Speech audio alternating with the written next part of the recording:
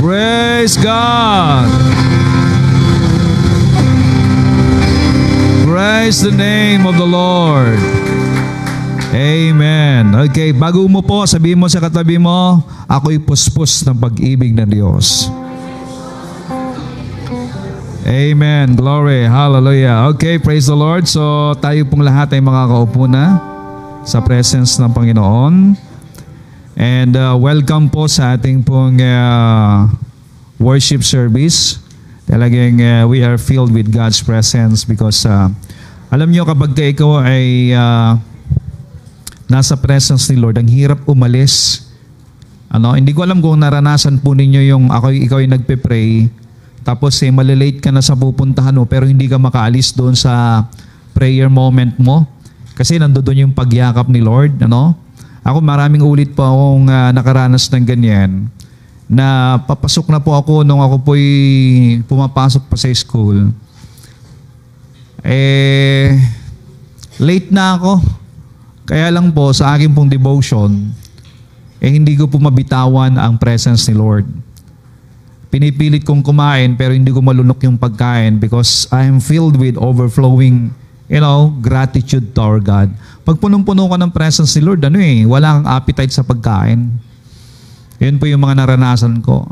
Mas mahalaga sa iyo yung ikaw ay nag-spend ng moment kay Lord. Kaya minsan may mga ganong leading po sa atin at ating pong naunawaan na yan yung pinakamasayang buhay sa lahat. Praise God. Palapangan natin ang Panginoon. Okay, so welcome sa lahat po ng mga baguhan natin. Yung mga first time. Taas ka ng kamay ng mga first time dito. Ayan, yung mga first time. Oh, yan. Praise God. Oh, may mga young people tayong first time. At si Sister Mary Jane, tama? Mary Jane from Turkey. Okay. Kararating niya lang from the other day. At siya naghanap. At siyempre tinawagan tayo dahil nakakapakinig po siya online. Tama, Sister, no?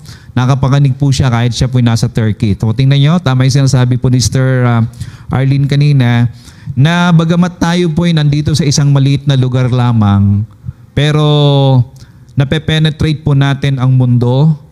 Kahit yung pong mga nasa ibang panig ng globe, we are reaching them out through the Word of God. Kaya magsipag po kayo na mag-share. Just at the tip of your finger, you can share the Word of God. Huwag ninyong ikahiya yung pong nagpapahayag na makikita din sa inyong wall. Huwag niyong ikakahiya ang iyong pastor at huwag niyo rin ikakahiya lalo't tigit ang salita ng Panginoon. Kung nahiya kayo, di kayo na mag-share. Amen. Din i-share natin. Amen. Para nang sa ganun po, ang mahalaga ay yung Word of God kailangan may pahayag sa lahat. At ako po yung natutuwa kahapon sa ating pong meeting. Nagkaroon po ng meeting ang mga workers and leaders. At amin pong ni-review lahat po ng mga sumusuporta sa atin online. At nakita ko po yung pong napakarami pong sumusuporta sa atin, mga nagbibigay po ng kanila pong love support sa ating pong ministry. Kaya salamat po sa inyo. You know who you are. I speak a multiplied blessing to you. Manifest more than you can imagine. I declare that whatever your resources, it will be multiplied. At pagpalain ng Diyos ang iyong buong pamilya. Bigyan kayo ng magandang kalusugan, kalakasan, karunungan, bright ideas sa lahat ng inyong mga negosyo. Bigyan kayo ng Panginoon ng pabor. When the favor of the Lord is on you, blessing will follow you. Pero ang ganda yung sinabi ni Yubi kanina . It's not about the blessing. It's not about, your feelings, but it's all about God in your life. It's all about your moment with God. Yun ang pinakamahalaga sa lahat. Amen? Praise God. Na-inlove ba kayo kay Lord? Okay, na-inlove ako kay Lord . Grabe talaga . Actually, kulang pa nga po yung, kung meron man akong naunawaan na pag-ibig ng Diyos, alam ko, katiting pa rin yun sa aking pong kayang abutin ng isipan ko . Pero sabihin ko sa inyo, if you keep on discovering how much God loves you, you're gonna in love with Him to the max. To the moon, back to the earth, and back to the moon, back to the earth. Ganyan po, immeasurable love. Praise God. Hindi makaget over sa presence ni Lord. Now, let's go to the message of the Lord. Every believer everyone who believe in Christ, everyone who receive Him as Lord and Savior, pag ito'y tinanggap mo, meron pong mandato na binigay ng Diyos, hindi lamang po sa kabuuan ng church, kundi ito po'y bawat individual. Pag sinabing individual, lahat po ng mga sumasampalataya. We have an individual mandate received from the Lord. At kailangan maging sariwa sa ating kaisipan, ano ba itong mandatong ito ng Diyos? Ito po'y lubhang napakahalaga. When Christ says, go to all His disciples, He is talking not only for the disciples in the past, kundi maging sa lahat ng mga sumasampalataya ngayon. Kaya nga po, yung pong bagong mananampalataya ay tuturuan natin sila na tanggapin, mabuhay sa pag-ibig ng Diyos at pagkatapos lumakad doon sa mandato na ipinag-uutos sa atin ng Panginoon. Mandate means ay yung pong ipinag-uutos na dapat nating gawin. Okay. Alam nyo, meron pong malaking problema sa mundo, dumating ang kasalanan. Ito po ay paulit-ulit kong sinasabi, pero alam ko, in every time we speak the verses in the Bible, the Word of God, ito po'y nagiging sariwa o buhay sa puso natin. Ang sabi sa Roma chapter 5, verse 12, dumating ang kasalanan sa mundo. So meaning, ang kasalanan ay hindi po yung bagay na ginagawa mo, kundi ang kasalanan, yun po yung dumating. At kung bakit ang tayo nakakagawa ng kasalanan, sapagkat sumakanya ang kasalanan. Okay? So there are two phase or view of sin. Yun po yung tinatawag na noun and verb. And what is a noun and what is a verb? Punta muna tayo sa school ngayon. Ano? Verb is what? Action word. Meaning, verb is action. What is noun? Noun is a person, right? Person or things. Okay? So, merong kasalanan na ito po ay verb or action. Pero kung bakit po may action, because there is a noun. Ang problema po o ang ugat ng kasalanan ay hindi po dun sa verb. Ang ugat po ay nandoon po sa noun. Yung noun, that is a person. Kaya po nung sinabi dito na dumating ang kasalanan, meaning, speaking, this sin is a noun. Okay? At nung dumating ang kasalanan sa mundo, dahil sa paglabag ni Adan sa utos ng Diyos, at dahil sa kasalanan, dumating din ang kamatayan. Kaya lumaganap ang kamatayan sa lahat ng tao dahil nagkasala ang lahat. So ito po ngayon, nagkaroon ng problema. Again, nilikha ng Diyos ang mundo na perpekto, mabuti, maganda. Every end of the day, when the first day of creation, the second day of creation, the third day of creation, ang sinasabi ng Panginoon ay, God saw His creation and it was good. Wala pong pangit na nilikha ng Panginoon. Sabi mo sa katabi mo, walang pangit na nilikha ang Diyos. Lalong-lalo na, nung nilikha niya ang tao, doon sa 6th day. Pang-ilang araw nung nilikha niya ang tao? On the 6th day. On the 6th day, God created man in His own image and likeness. Ikaw ay kawangis at kamukha ng Diyos. At alam po ba ninyo, at the end of the 6th day, God saw His creation, at ang sabi doon, hindi po good. Hindi po good ang sinabi ni Lord. Ang sabi niya, when God saw His creation on the 6th day, at ang na-create po sa 6th day ay tao, ang sabi niya, it was very good. So meaning, yung katabi mo, very good yan. Amen? You are very good. Sabi mo sa katabi mo, you are very good. God created man very good. It is perfect in His sight. It is pleasing in His sight. Kaya lang, may pumasok ang kasalanan. The time that the creation of God, it was very good, it was good and very good. There's no sickness, there's no loneliness, there's no depression, there's no stress. Walang kadiliman, walang kalungkutan. Pero dito sinabi niya, nung dumating ang kasalanan sa mundo dahil sa paglabag ni Adan, dumating din ang kamatayan. Kaya ito'y lumaganap. Paano po lumaganap ngayon yan? Kasi nga po, si Adan, nung nagkasala, lahat ng may papanganak sa magitan ni Adan ay nagkakasala na rin. Kasi nga, nasa kanya yung nasa kanya yung pumasok na kasalanan. Naisalin-salin yan sa bawat buhay, sa bawat binhi. Ito pong sabi niya sa 1 Corinthians 15:22. All people die because of their union with Adam. Ano po ang ugnayan ng tao kay Adan? It is the seed.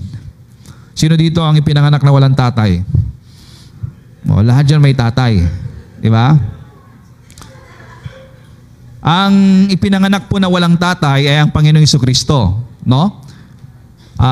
He was conceived by the virgin woman, Mary. Hindi po nanggaling sa binhi o sperm cell ni Joseph ang buhay ng ating Panginoong Jesucristo. Kaya po nung siya ipinanganak siyang walang tatay. Nag-stand lang si Joseph as a father, foster father po ng ating Panginoong Jesucristo, pero hindi galing sa kanya si Jesus. So ibig sabihin, nung dumating ang Panginoong Jesucristo sa mundo, wala po siyang ugnayan kay Adan. Ang lahat ng taong naipapanganak sa pamamagitan po ng binhi ng Ama, yun po yung pakikipagtalik niya sa kanyang asawa o sa kanyang naging kapartner, at nabuntis yung babae. Ibig sabihin, yung pong bata na lalabas ay nagmula po doon sa binhi ng tatay. So lahat tayo na merong tatay ay meron po tayong tinatawag na ugnayan kay Adan. Yan po yung sinasabi rito. Kung paanong tayong mga tao ay mamamatay dahil sa kaugnayan natin kay Adan. So anong kaugnayan natin kay Adan? Hindi naman tayo yung iba hindi nga alam ang pangalan ng Adan, hindi nga nila alam si Adan eh. Pero meron ka, kahit hindi ka sumasampalataya kay Adan, may ugnayan ka kay Adan. At ang ugnayan niyan ay yung pong binhi na naipalaganap mula kay Adan. At dahil po sa binhing yan, lahat ng tao nagkasala. So ibig sabihin, kahit hindi ka gumagawa ng kasalanan, may kasalanan ka. Pag ipinanganak ka, may kasalanan ka, may problema na ngayon ng tao. And that's the big problem of man. He was born separated from God because of sin. Yan po ang problema na hindi po makita ng mga politician. Hindi po makita ng mga gobernador, hindi po makita ng mga hari sa mundo, at hindi po makita ng mga mayayaman. Akala nila ang problema lang yung ekonomiya, yung traffic, yung pagkain, yung kahirapan, yung sakit, yung pong bakterya, yung pong relasyon sa mga bansa, kapwa bansa. Yun ang nakikita na problema ng mga nasa gobyerno. Pero ang pinakamalaking problema na siyang sinolusyonan ng Diyos ay yung pong pagkawalay ng tao sa Diyos. At kapatid, sa lahat po ng nakikinig po dito, you must understand this, sapagkat kapag hindi mo ito maintindihan, hindi mo siya papahalagahan. Ang taong hindi magpapahalaga sa pinapahalagahan ng Diyos ay mapapahamak. Ang sabi rito, kung paanong tayong mga tao ay mamamatay dahil sa kaugnayan natin kay Adan, ganoon din naman. Dahil sa ating kaugnayan kay Kristo, tayong lahat ay muling mabubuhay. Meron tayong buhay na walang hanggan. So paano ngayon magkaroon naman ng kaugnayan ng tao kay Kristo? So kung nagkaroon tayo ng kaugnayan kay Adan dahil sa binhi na namana natin kay Adan, ang tao naman ngayon magkakaroon ng ugnayan kay Kristo sa pamamagitan ng pananampalataya. Sabi nga natin, pananampalataya. Kasi kapag nanampalataya ka, tinanggap mo ngayon si Kristo. Kapag tinanggap mo si Kristo, tinanggap mo ang buhay sapagkat si Kristo ang buhay. Ang Panginoong Jesus ang siyang buhay. So when you receive Him, you receive life. At nung tinanggap mo ang Panginoong Kristo, dahil wala sa Kanya ang kaugnayan mula kay Adan, ibig sabihin, naputol yung ugnayan mo kay Adan. Mapuputol ang ugnayan ng isang tao kay Adan kapag tumanggap siya sa Panginoong Jesucristo. Kung paanong ang ugnayan kay Adan ay nagdala ng kamatayan, ang ugnayan naman ng tao na tumanggap kay Kristo ay buhay na walang hanggan. So meaning, you have life when you have relationship in Christ. At yan po ang sinolusyonan ng Diyos. Now, nung ito po ngayon ay nangyari at naganap na binayaran ng Panginoon sa Kristo ang kasalanan, meron na po tayong mandato. Marcos chapter 16 verse 15 to 16. It's Mark. Sinabi ni Jesus sa kanila, "Humayo kayo sa buong mundo at ipangaral ninyo ang magandang balita sa lahat ng tao." Ano pong ipapangaral? Gusto niyo bang makarinig ng magandang balita? Halimbawa, may kumatok sa bahay mo, "Ay, meron akong 2 balita sa iyo. Pangit na balita, magandang balita." Pumili ka lang kung anong gusto mo ibabalita. Kung anong gusto mo, pangit o maganda. Ano pong pipiliin ninyo? Siyempre. Sabi mo yang ibigay mo na kay Satanas lahat ng pangit, sa akin lahat ng maganda. Amen. Bakit mo tatanggapin yung bagay na pangit? At yan po ang ipinag-utos ni Lord, ipangaral ang magandang balita. Kanino? Sa lahat ng tao. Pag sinabing sa lahat, walang pinipili. Mayaman, mahirap, nakapag-aral o hindi, Pilipino, matangos ang ilong o pango, may buhok o wala. Lahat ng tao. Pag sinabing lahat ng tao, walang pinipili. Meaning, kahit siya ay mayaman, pinakamayaman, o mahirap, o pulubi, they need to hear the good news. They need to hear the magandang balita. At ang sabi niya, ang lahat ng sasampalataya at magpapabautismo ay maliligtas. Ngunit, ang hindi sasampalataya ay parurusahan. This is the mandate. Pag sinabi nating mandate, ipinag-utos ng Panginoon. And this word comes out from the very lips of our Lord Jesus Christ.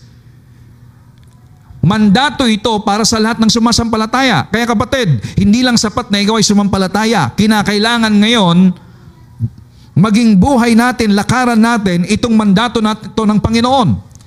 At ang unang-unang mission natin, yung mga anak, yung mga kapatid, yung pamilya, yung magulang, lahat sa ating pong pamilya.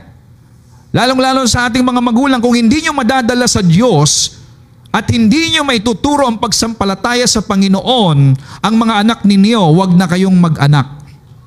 Bakit? Dahil mag-aanak ka lamang nang may papatapon sa apoy ng impyerno. Could you imagine, nag-anak ka nang mapapabilang doon sa lugar ng kaparusahan? Kasi sabi rito, ang hindi sasampalataya, parurusahan. Kaya nga, sa panahon na bata pa lamang yung mga bata, mga anak ninyo, kinakailangan maituro na sa kanila ang daan ng buhay. Ang daan kung paano po magkaroon ng buhay na ganap at kasiyasiya. They need to have faith in Christ. Yan ang pinakamagandang maipamana ng isang tao, ng isang magulang. At kinakailangan makita sa mga magulang ang ihemplo ng paglilingkod. Maipakita sa mga anak ano ang pinakamahalaga sa buhay na ito. Dapat maipakita sa kanila na ang Diyos ang pinakamahalaga, ang pagsamba ay pinakamahalaga, ang salita ng Diyos ay mahalaga, ang pagpunta sa church ay mahalaga. Kinakailangan na ipapakita sa kanila ito. Kasi kung hindi po nakikita ng mga bata, ang sabi po ng patalastas, kung ano pong nakikita ng bata sa mas matanda, gagayahin ng bata.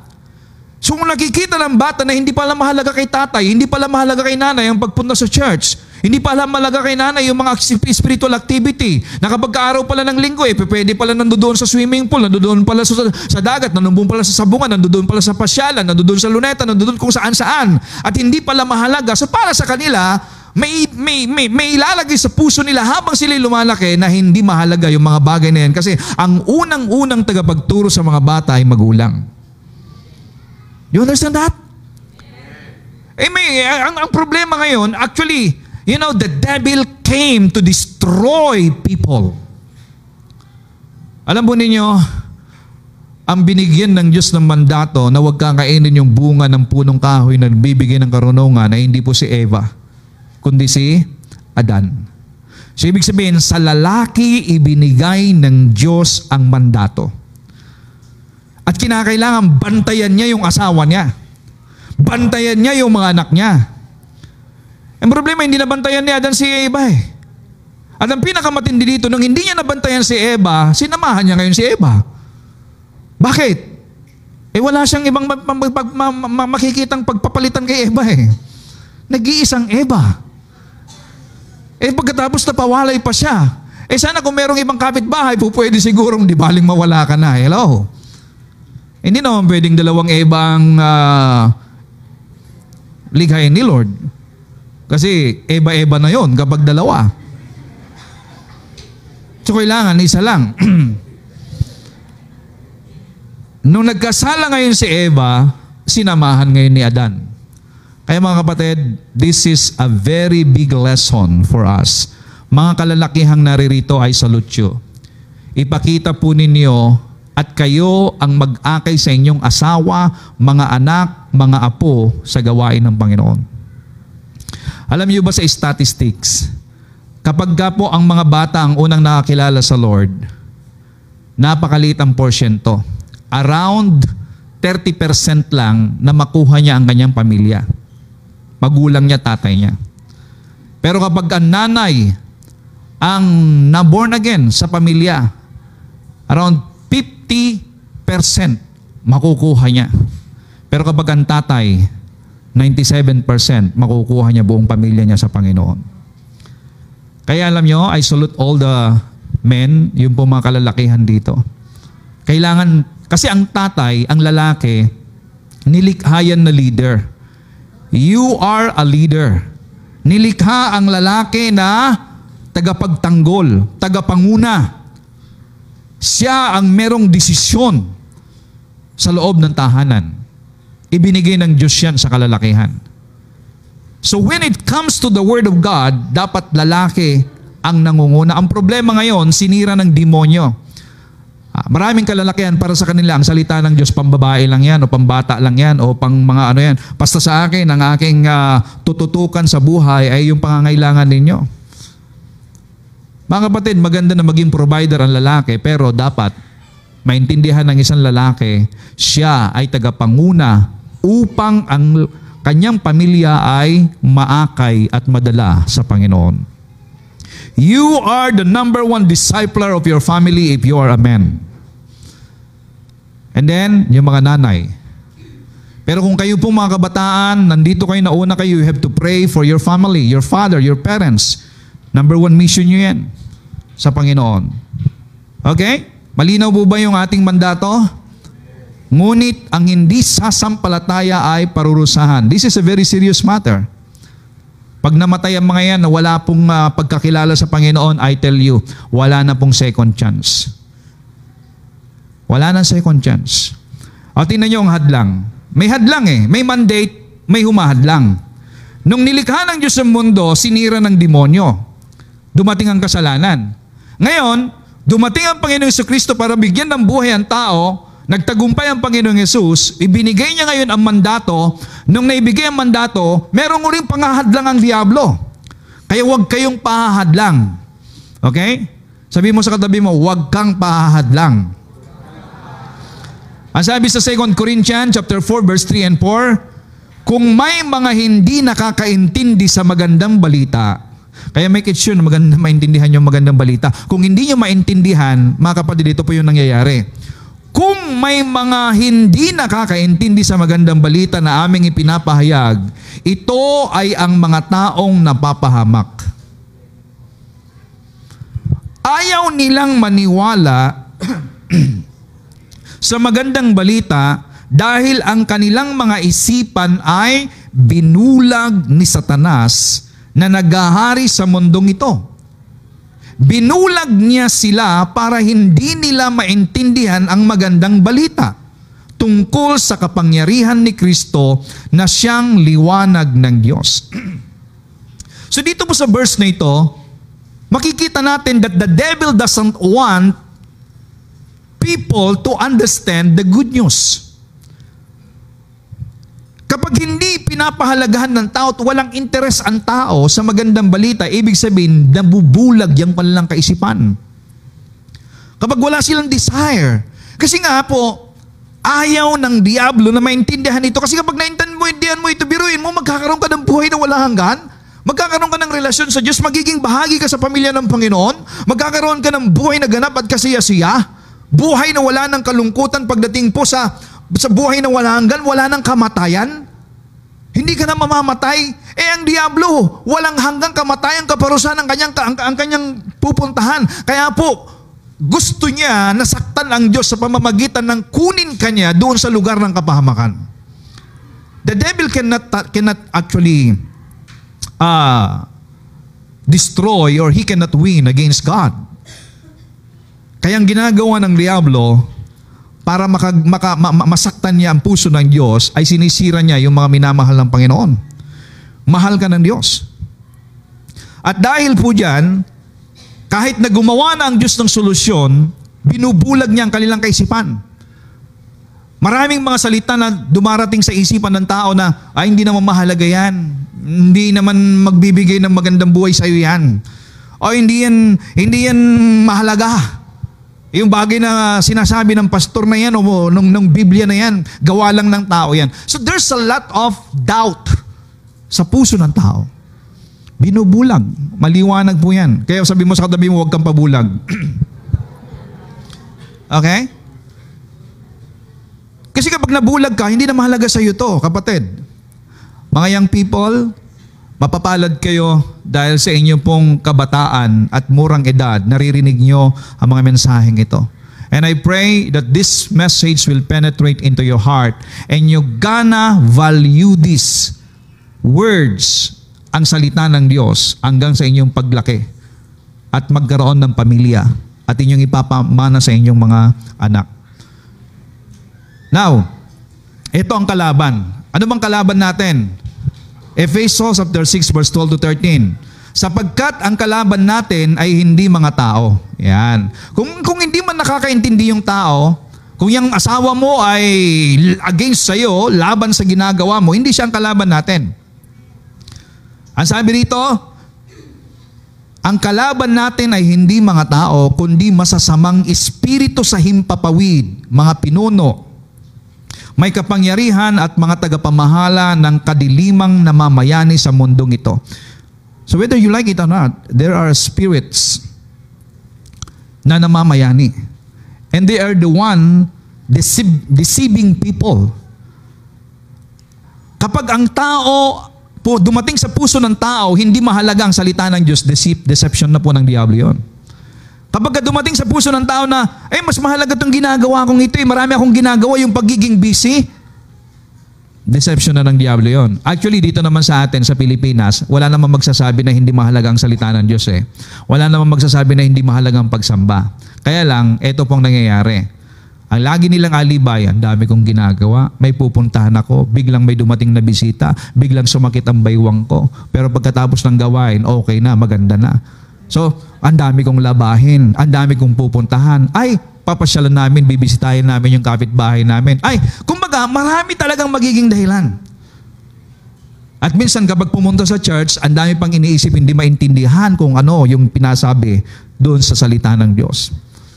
Kaya wala talaga. The devil is trying to deceive. Kaya sabi rito, kaya gamitin niyo ang lahat ng kagamitang pandigma na ibinigay sa inyo ng Diyos. Meaning, meron pong pandigma na ibinigay sa atin ng Panginoon. Para sa oras na dumating ang kasamaan, ay magawa ninyong makipaglaban. At pagkatapos ng pakikipaglaban, ay manatili rin kayong matatag. Now, we need, in doing the mandate, in preaching the gospel, the good news, ang magandang balita, may humahadlang. At sa paghadlang ng kaaway, ito po ay may labanan. Ngayon, sabi nga, kung sinong mainis, siya ang talo. Ang diablo, laging nangiinis yan. Makakarinig tayo ng mga discouraging words sa mga sinishare ng salita ng Diyos. Instead na sila'y matuwa, discouraging. Masama kapatid mo pa yan. Sa mga kasamahan mo pa yan sa bahay. O di kayo mga kapitbahay mo, kaibigan mo yung iba lumayo na sa'yo. So there's a lots of discouraging. The devil want to discourage you. At ang unang-unang inaatake, every time there's a problem coming into you, take note of this. Ang unang-unang inaatake ng diablo, yung pananampalataya mo. Kapag humina ang pananampalataya mo, ibig sabihin, tumutok o naniwala ka sa sinasabi nila at na-focus ang focus mo doon sa bagay sa mundo, hindi na sa salita ng Diyos, hihina ang pananampalataya mo. Kasi ang lakas, ang nutrients ng pananampalataya ay nasa salita ng Diyos. Kaya nga ang tao kapag nakakarinig ng salita ng Panginoon, lumalakas siya kapag tinanggap niya yung salita ng Panginoon. Kung wala na siyang maririnig, manghihina yan. Humihina ang kanyang pananampalataya sa salita ng Diyos, pero lumalakas ang kanyang paniniwala sa mga salita ng mundo. So the devil is trying to put a word in a person coming from the world. At yun po ay lumalaban, pumapatay, nagpapanghina doon sa pananampalataya ng isang tao. Kaya nga kapag meron pong problema dumarating, may mga testing, may mga difficulties, may mga problema sa relasyon, may mga problema sa finances, may problema sa kalusugan, yan yung mga umaatake. At ito, meron pang persecution sa iyong pananampalataya. They malign you, they speak something against you, mga bagay na mga ikasasama ng loob mo kapag tinanggap mo. Mga kapatid, anumang sabihin ng tao laban sa iyo ay hindi ka maapektuhan kung hindi mo tatanggapin at paniniwalaan ang kanilang sinasabi. Masasaktan ka kapag tinanggap mo yung sinasabi nila. Pero, hindi po madaling hindi masaktan kasi narinig mo, tama? Pero kapag ikaw ay nasanay na tumayo, tumindig sa salita ng Diyos, yun ang paniwalaan mo, kapatid. Hanggang sa maging eksperto ka, kahit anong sabihin ng tao, hindi na wala ng epekto sa iyo. Ang laging may epekto sa iyo ay yung sinabi ng Diyos. Yung salita ng Diyos. Hallelujah. So, ngayon, ang kalaban natin, kapatid, kapag meron pong mga gumagawa ng mga hindi tama sa atin, nagsasalita ng laban sa atin, it's not those people. Just smile at them and say, the Lord loves you, God loves you. Maintindihan mo rin sinasabi ko. Hindi yung makikipaglaban ka sa kanila na para bang sila yung kalaban mo. No. Pag merong persecution, meaning there is a spirit behind them, behind their thoughts. The devil trying to deceive them and to give them, a blindness in their isipan. Pero tayo, hindi tayo tumitigil. Kaya nga po kapag tayo nagpe-prayer meeting, ating po yun sinisira yung pong mga espiritu na lumalambong sa isipan ng mga tao. In your prayer. At pag nabuksan yan, you have to share the word of God. Pag nakapasok ang salita ng Panginoon, dun na ang tao ngayon, isusuko na niya ang kanyang buhay sa Lord. Kaya hindi tayo tumitigil sa pagpapahayag sapagkat yan ang kapangyarihan ng Diyos. Amen? Now, ang pakikipaglaban natin, tingnan nyo ang pakikipaglaban. In 2 Corinthians chapter 10, hindi kami nakikipaglaban sa mga kumokontra sa katotohanan ng ayon sa pamamaraan ng mundo. So ang laban natin, mga kapatid, it's not katulad ng pamamaraan ng mundo. Sa halip, ang kapangyarihan ng Diyos, sabihin nga natin kapangyarihan ng Diyos, yan ang armas nila at natin. Ang kapangyarihan ng Diyos ang aming armas.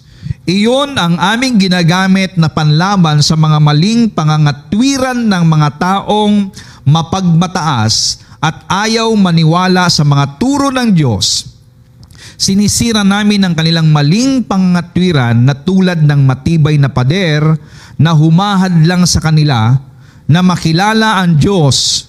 Kinukumbinsi namin silang sundin ang mga utos ni Kristo. So merong armas, kapangyarihan na ibinigay sa atin ng Diyos. And we need to know our weapon. Ang isang sundalo, kapag siya po ay pupunta sa labanan, dapat alam niyang gamitin yung kanyang armas. Pero mas sundalo na hindi niya alam kung paano iputok yung kanyang armalite o yung kanyang armas. And walang ganon. Kinakailangan may training muna. Kinakailangan alam niya kung paano magkalas, magtanggal, magayos. Kapag halimbawa nasingitan yan o kaya nasiraan yan, dapat alam niya ang gagawin niya. Alam niya kung paano mag-cover, alam niya kung kailan puputok, alam niya kung kailan siya tatakbo, alam niya kung paano po siya makipaglaban sa kanyang mga kaaway. So same thing to every believer, you must know how to fight the devil and win those people under them. At yan po ang mission po natin. Yan ang mandato ng Diyos sa atin. Hindi sinabi ni Lord na go. Tapos pinabayaan lang tayo. Mga kapatid, the Lord has given you the power, the authority. You are full of armor. Puno ka, kapatid, ng kapangyarihan. At yan po ang sinasabi ni Pablo. Now, ano ang kapangyarihan ngayon? Ang kapangyarihan at karunungan ng Diyos. Siyang kapangyarihan at karunungan natin.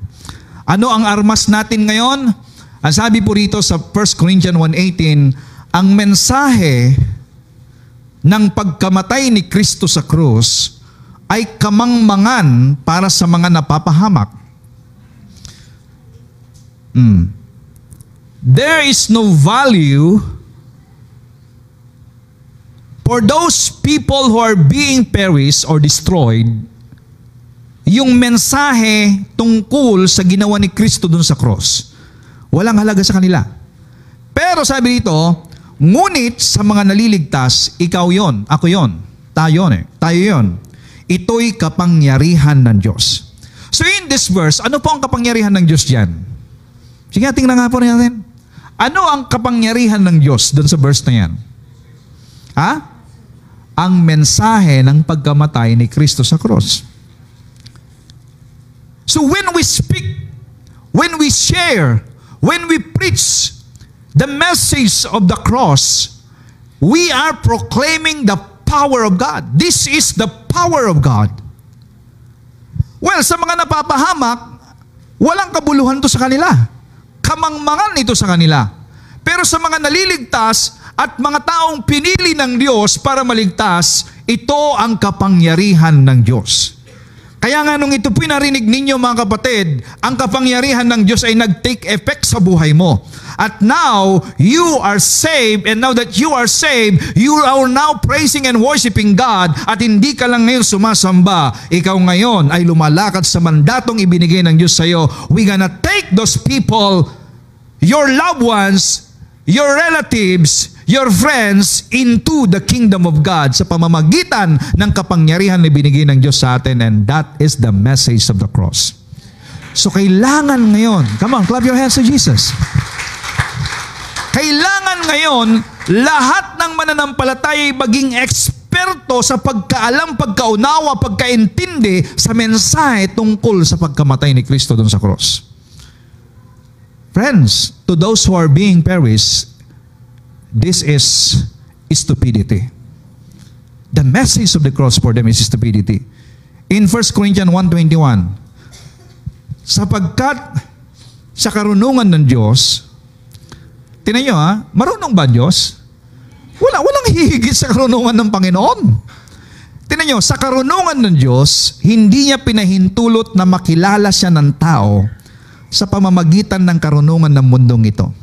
Alam niyo ba na ang daming taong gustong kumilala sa Diyos, kaya lang in the ways of men, yung kaparaanan ng tao, pero hindi yan ang kaparaanan ng Diyos. Kung gusto mong makilala ang Diyos, dapat maintindihan mo ang mensahe sa cross ng Kalbaryo. That is the power and the wisdom of God. The wisdom of God is Christ. Pag sinabi pong the wisdom of God is Christ, meaning siya ang karunungan ng Diyos kung gusto mong makilala ang Diyos. Siya ang karunungan ng Diyos kung gusto mong magkaroon ng buhay na walang hanggan. Siya ang karunungan ng Diyos kung gusto mong maging bahagi sa pamilya ng Diyos. If you want to have a life abundantly, life to the fullest, life full of plenty, you must know the wisdom of God. And the wisdom of God is Jesus Christ. Ang sabi rito, sa karunungan ng Diyos, hindi niya pinahintulot na makilala siya ng tao sa pamamagitan ng karunungan ng mundong ito.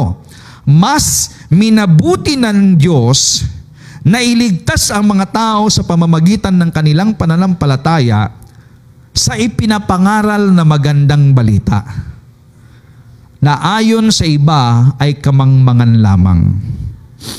Okay, malinaw ha?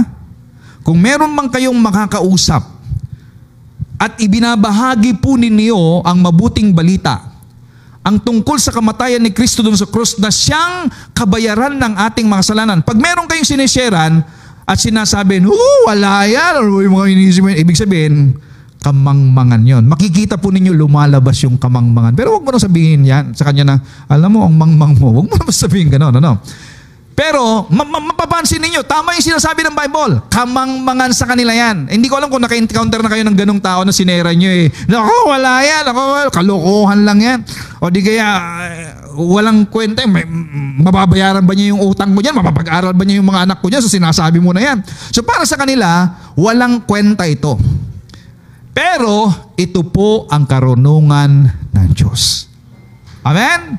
Wow, glory to God. Yan po ang kaparaanan ng Panginoon, pagkaroon nila ng pagsampalataya. And again, to have faith, they must hear. At para sila'y makarinig, dapat merong magbahagi. At sino ngayon ang magbabahagi? Yung nabigyan po ng mandato. At sino ngayon yung nabigyan ng mandato? Ikaw yun, ako yun, tayo yun, tayong lahat na sumampalataya sa Panginoon. Meron tayong mandato na ibahagi ang mabuting balita ng ating Panginoong Jesucristo. Tingnan nyo 1 Corinthians 1:24. Sa mga tinawag ng Diyos, Hudyo man o hindi. Hindi kayo Hudyo, tama? Sino Hudyo dito? Nandun tayo sa hindi. Tinawag tayo ng Diyos.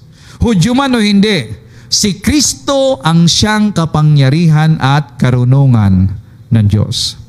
So if you want to understand the wisdom of God, know Christ. If you want to understand the power of God, know the message of the cross.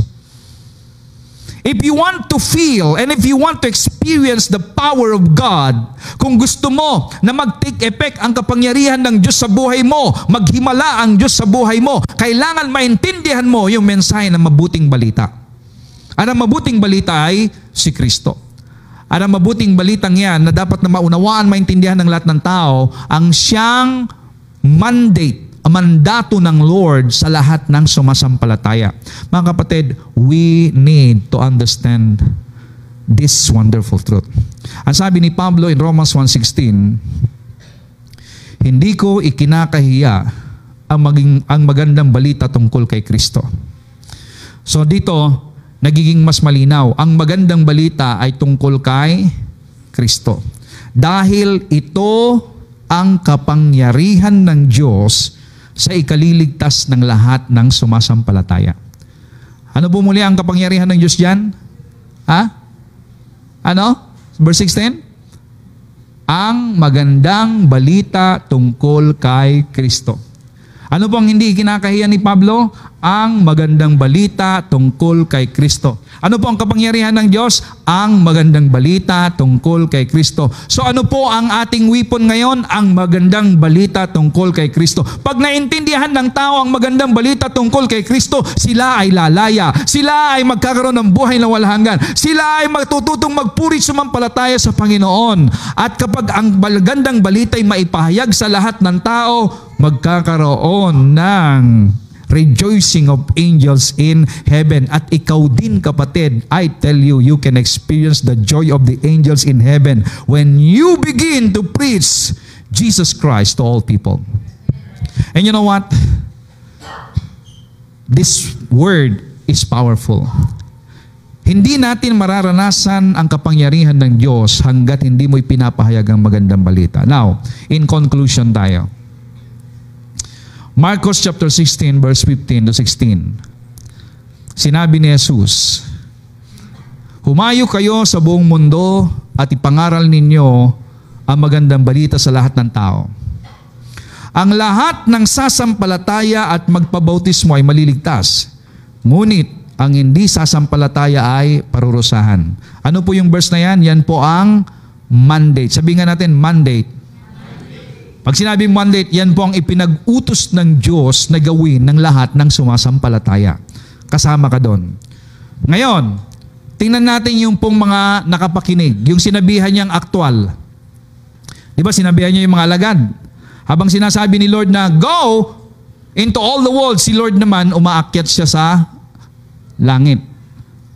Habang siya'y tumataas, yun po yung sinasabi niya. Alam nyo, pagkatapos po nang sabi po dito sa verse 19, pagkatapos magsalita ni Jesus sa kanila, iniakyat siya sa langit at umupo sa kanan ng Diyos. Pumunta naman ang mga tagasunod niya sa iba't ibang lugar at nangaral. So ibig sabihin, yung pong sinabihan ng Lord, sila'y sumunod. They go around and preach the good news. Ano sabi dito? Ano? Ano po yung naka-red? Pakibasa nga. Meaning, mararanasan mo ang tulong ng Diyos, ang pagsama ng Diyos, ang presensya pagkilos ng Panginoon kapag ikaw ay nagsimulang humakbang, lumakad sa kanyang mandato. Gusto niyo maranasan ang pagkilos ng Diyos? Go and walk in His mandate. And what is the mandate? Go and preach the good news. Kaya dapat ang nagpapahayag, lahat ng sumasampalataya. Hindi lamang si pastor, hindi lamang si leader, si worker, kundi lahat ng sumasampalataya. At kung ikaw ay pumaroon sa iyong kapitbahay, sa iyong kaklase, sa iyong kamag-anakan, katrabaho, at sa sino mang tao na makikilala mo, if you begin to speak Jesus, to share Jesus unto them, ang sabi rito, sinamahan sila ng Diyos. Kung sila'y sinamahan ng Diyos, hanggang ngayon, sasamahan ka ng Diyos. Patuloy kang sinasamahan ng Diyos. Kaya mga kapatid, you young people, listen to me young people. Young people, know Jesus, know this power of God, and with boldness, speak Jesus to people and you can see, you can experience the power of God. Hindi lamang po yung presence ni Lord nararanasan natin, nararamdaman natin kapag tayo nagwo-worship. When you begin to speak Jesus, when you begin to share Jesus, you can experience the power of God. At ang pinakamaganda dito, listen, pinakamaganda dito, ang sabi riyan, tinulungan sila ng Panginoon at pinatunayan niya ang ipinangangaral nila sa pamamagitan ng mga himala na kanilang ginagawa. Ibig sabihin, when you begin to speak Jesus and when you say that in the name of Jesus there is healing, and when you begin to pray for those people who are sick, then they can see there is a miracle. Matatanggap nila ang kagalingan nila. Walang mangyayaring himala hanggat hindi mo ipinapahayag si Kristo, hanggat hindi mo isipinapangaral si Kristo, hanggat hindi mo sinasabing may kapangyarihan, may kagalingan sa pangalan ng Panginoong Yesus, kapatid, hindi mo mararanasan ang himala. And if you want to experience the power of God, preach the name of Jesus. Go and preach the good news.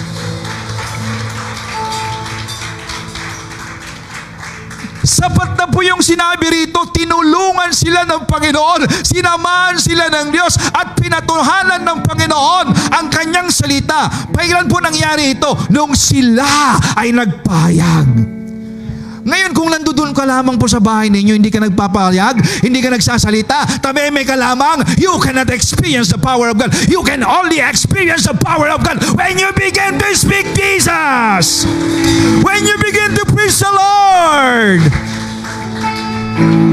And the Lord is ready to testify and to demonstrate His power to all people nowadays. Ang kailangan niya lamang ay mga lalaki, babae, mga kabataan, mga nanay, mga tatay na meron pong puso tumugon sa mandato ng Panginoon, na kapag sila ngayon ay lumakad, patotohanan ng Diyos ang kanyang salita. May kapangyarihan sa mabuting balita. There's power. I receive a lot of testimonies maging sa ating morning devotion. When I speak healing to them, I receive a lot of testimonies, they are healed.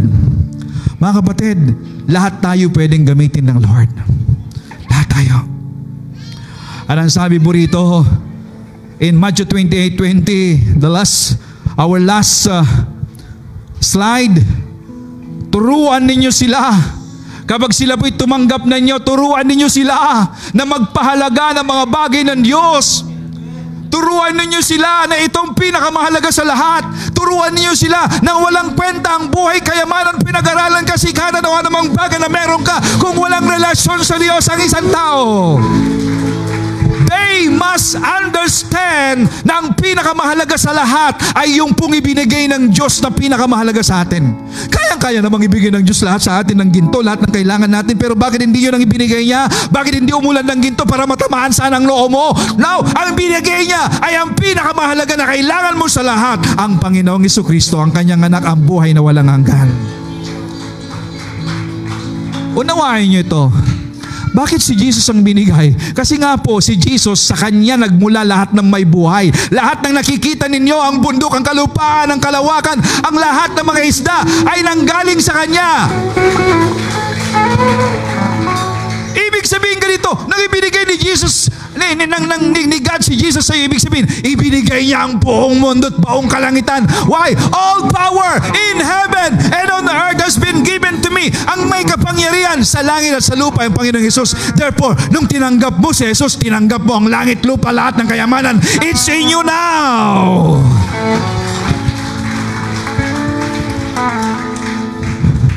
Turuan ninyo silang sumunod sa lahat ng iniutos ko sa inyo.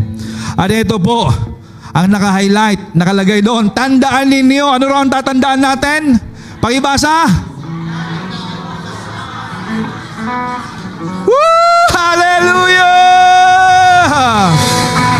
Say thank you, Lord! Lagi ninyo akong kasama hanggang sa katapusan ng mundo! Yan ang uling salita ng Lord. The very last word of Jesus, I will be with you until the end.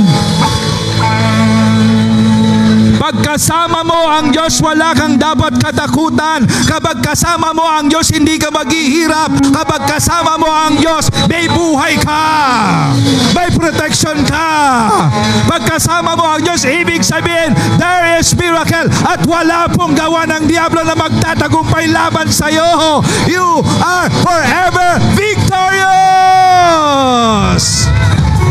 Glory. Everybody stand up. Come on, clap your hands to Jesus and say, thank you, Lord. Oh, glory. Thank you, Jesus. Shall we worship the King of Kings? And I speak everyone here right now. Go! Preach the good news. I am with you until the end. You have the power. You have the wisdom of God. Go, says the Lord. Huwag kang mahiya, kapatid. Huwag mong sabihin matanda ka na. Huwag mong sabihin bata ka pa. Kahit ang bata, kapag sinamahan ng Panginoon, He can. And His Word is powerful. His Word is life. His Word is healing. His Word is health. Even you are at the young age, my friend. The Lord is with you. Come on. Just say to the Lord, Lord, here I am, I will go. I will speak Jesus. I will share Jesus. Aakayin ko ang lahat ng mga kapitbahay, kamag-anakan sa gawain ng Panginoon. Ipapakilala ko si Kristo sa kanila. That is the mandate of the Lord. Thank you, Father. Glory, glory.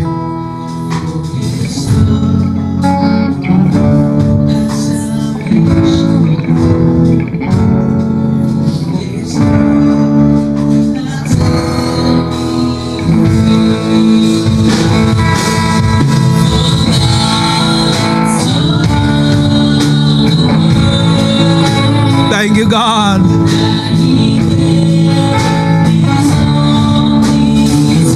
Wow, thank you, Jesus.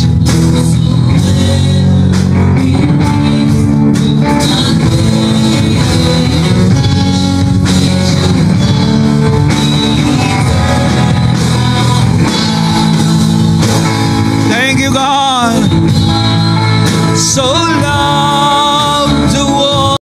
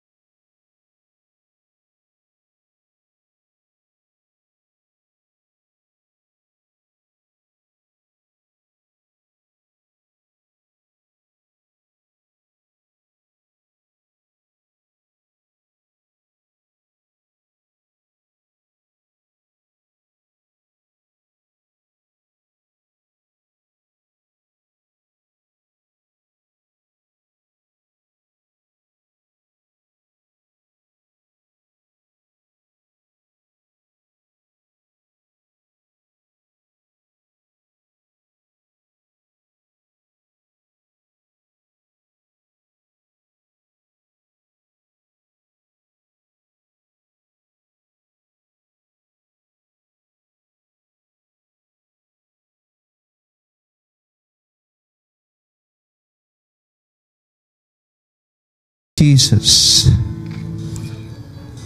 For God so loved the world, and He gave His only Son, that whosoever believe in Him shall not perish, but have eternal life. They need to believe for them to have eternal life. At upang sila'y sumampalataya, dapat nilang mapakinggan ang mensahe ng magandang balita. Ang mensahe ng magandang balita ang siyang karunungan at kapangyarihan ng Diyos. Every time you preach this good news, you are preaching, demonstrating, allowing the power and the wisdom of God to manifest in the lives of people.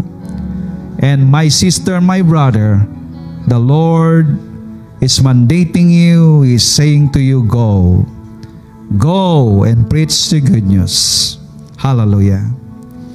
Will you say something to the Lord as your response to the mandate of the Lord? Ano pong sasabihin ninyo? Lord, we will go. Lord, I am here. Use me. Mayroon mga akong kakulangan, Panginoon, sa pagkaunawa, pabigyan mo ng kaunawaan. Mula ngayon, I commit myself to know more, understand and study your word. Papahalagan ko ang salita mo. Walang ibang pinakamahalaga sa lahat, higit sa trabaho, higit, Panginoon, sa anumang bagay, higit sa anumang kayamanan. Ang salita mo ang siyang pinakamahalaga sa lahat. At gusto ko, ang prayer ko, mga kabataan, makikita ko sapagkat ang mga kabataan, energetic. Ang kanilang katawan ay malakas. Ang kanilang kaisipan ay madaling makaunawa. So young people, commit yourself to the Lord. Commit yourself to the Lord. Allow the Lord to use you. Allow the Lord to speak through you. Allow the Lord to flow His wisdom upon you, His power upon you. Mga young people, allow the Lord to use your hands, na sino mang patungan ninyo yung kamay, sila'y gagaling. Kapag kayo sumunod, makakita kayo ng himala ng Diyos. Makikita ninyo ang himala ng Diyos, I tell you. Oh, glory. I thank you, Jesus.